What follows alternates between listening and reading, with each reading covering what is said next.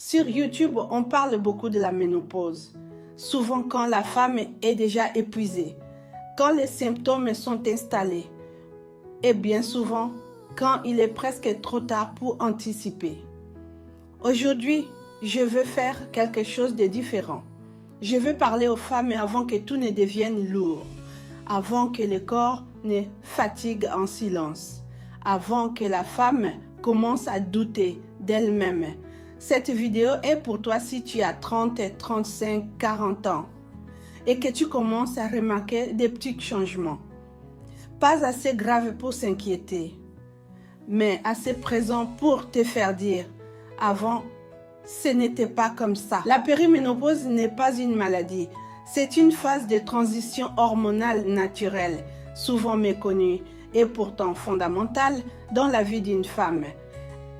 Elle correspond au moment où les ovaires commencent progressivement à produire moins d'estrogène et de progestérone. Pas brutalement, pas d'un coup, mais de façon irrégulière, fluctuante, imprévisible. Et c'est justement cette instabilité hormonale qui crée les premiers déséquilibres. À 30-35 ans, la majorité des femmes ne pensent pas du tout à la périménopause. Et c'est parfaitement normal. On se sent encore jeune, on a ses règles. Pourtant, chez certaines femmes, le corps commence déjà à se préparer, très doucement, très subtilement.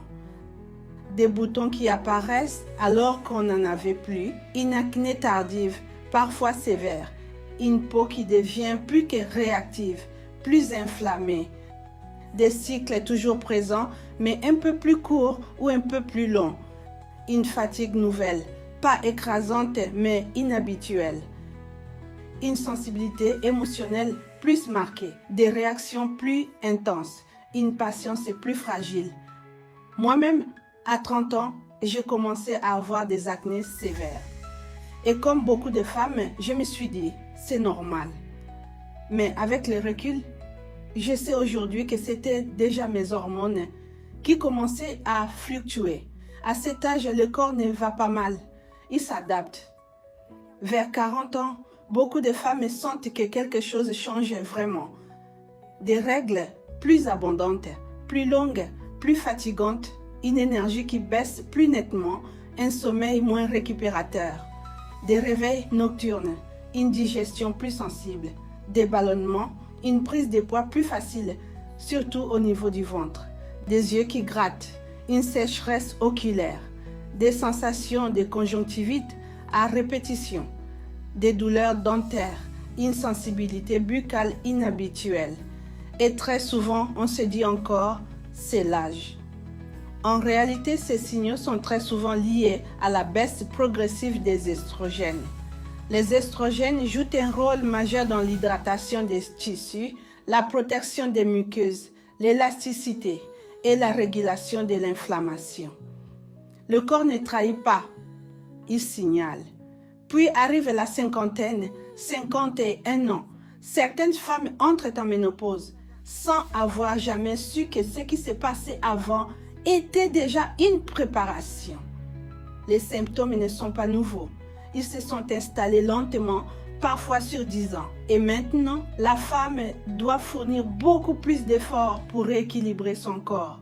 Ce n'est pas une faute, c'est un manque d'information. Il n'est jamais trop tard. Mais plus on sait tôt, moins on souffre. La périménopause ne commence pas quand tout va mal. Elle commence quand le corps commence à changer, lentement, subtilement. Et si les femmes étaient informées dès la trentaine, elles pourraient accompagner leur corps au lieu de le subir. La santé naturelle, ce n'est pas réparer après, c'est soutenir avant. Voici quelques signaux que le corps peut envoyer au fil des années. Acné tardive, peau qui change, cycle irrégulier ou abondant, fatigue persistante, troubles du sommeil, brouillard mental, sécheresse oculaire, vaginale, buccale, troubles digestifs, douleurs articulaires, baisse de libido, prise de poids abdominales. Les reconnaître tôt, ce n'est pas s'inquiéter, c'est se respecter. Si cette vidéo t'a parlé, partage-la à une femme plus jeune que toi.